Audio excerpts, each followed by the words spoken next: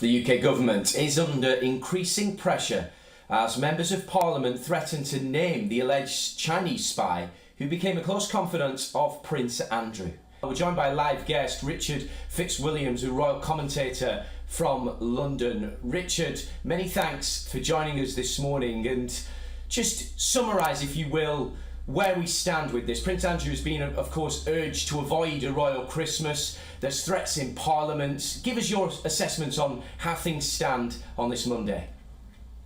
Well, there's no question that we are awaiting the probability of knowing the name of this Chinese spy. There's absolutely no question that this is a very embarrassing moment for the royal family. And what has been happening, and there's a tremendous amount in the papers about various MPs and former ministers with links or who've been in contact with this alleged spy. The facts are, however, that it's unquestionably the link to Prince Andrew that has got the headlines and also been a matter of considerable concern.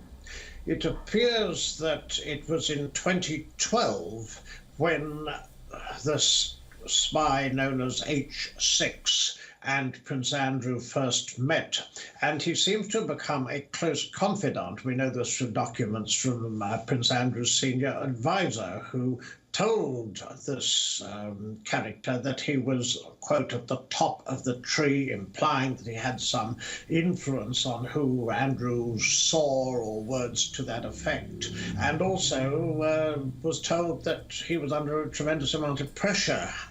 There's absolutely no question that it is another of a very long list. It includes the deceased paedophile Jeffrey Epstein. It includes the convicted child sex trafficker Ghislaine Maxwell.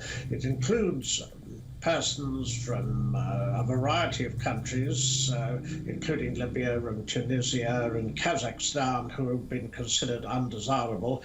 The list of friends of the disgraced Duke, he had to step down in 2019, confirmed in 2022, after an infamous interview he gave on BBC Newsnight, where he showed no contrition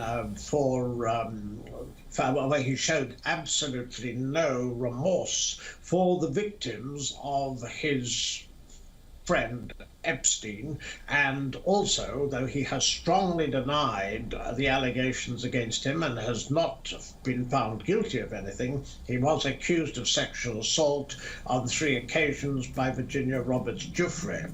So he has caused a tremendous amount of problems for the royal family, and the focus now is on, as you say, Parliament and the possibility of the person being named, perhaps we're using parliamentary privilege, but also the case as to whether Prince Andrew spends Christmas with the royal family. The reason that's of such interest is that it's very high profile. There's a walk to church in the morning, the King's speech in the afternoon, goes out to the Commonwealth, and there will be a tremendous amount of interest in this, and if he were to attend, it would overshadow it.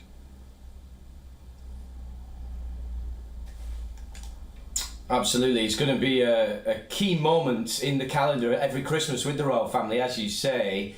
And what does this say about Prince Andrew's longer-term future? Of course, his relationship with King Charles is said to be strained, if the media reports are to be believed. This is surely only going to add to that. What kind of future can he expect, given that he's staying in a house that potentially is controversial as well? Yes, exactly. This is where he's living at Royal Lodge at the moment. It's a 30-room home. There are a variety of problems. Firstly, he, in 2004, and there's been a lot of controversy about where he lived because of the security. The King no longer pays for his security team. He's cut his allowance. But in 2004, Prince Andrew got a 75-year lease on Royal Lodge, and it isn't possible, so long as he has the money, which he has, to keep the renovations necessary and under the lease going. It's not possible to evict him legally.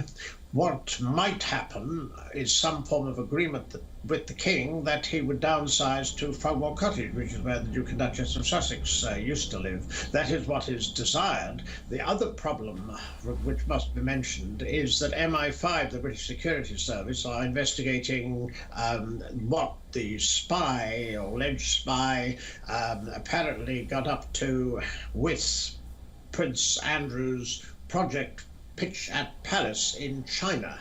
That too could be very embarrassing, but one runs out of what precisely the royal family can do about it now, because a lot of this occurred. It occurred importantly in 2012. Andrew had just lost his job as Special Representative for British Trade, which he was for 10 years.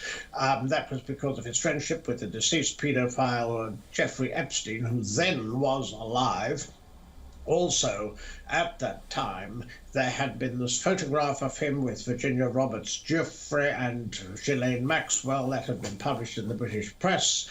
And also at that time, his ex-wife Sarah Ferguson, to whom he has remained close, offered to sell access to him. It was a sting. The person was fake, but she offered £500,000 and took $40,000 in cash. All of this will have been noted by the Chinese propaganda department, and unquestionably they thought that was access and influence aren't the same necessarily. They would have thought that that was a moment perhaps to move in. There's no doubt at all that Andrew is notoriously imbecilic and unfortunately an appalling judge of character, a useful idiot, you could say, to the Chinese, if the reports are true. Yes. No, it is an enormously embarrassing situation and a messy situation. Richard Fitzwilliams, many thanks for that insight. Some detail there from our royal correspondent there, Richard Fitzwilliams, many thanks.